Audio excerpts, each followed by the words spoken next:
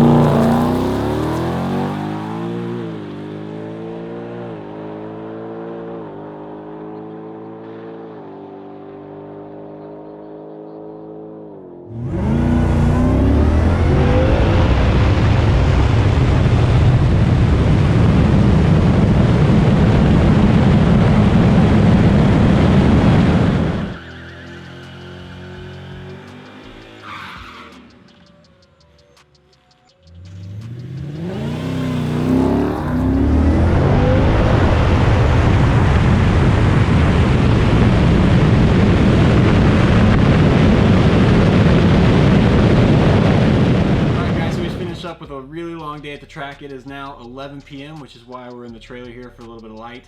Loki kit did freaking amazing today. We actually got a new personal best out of the car. The car went 10.06 at 140 miles per hour.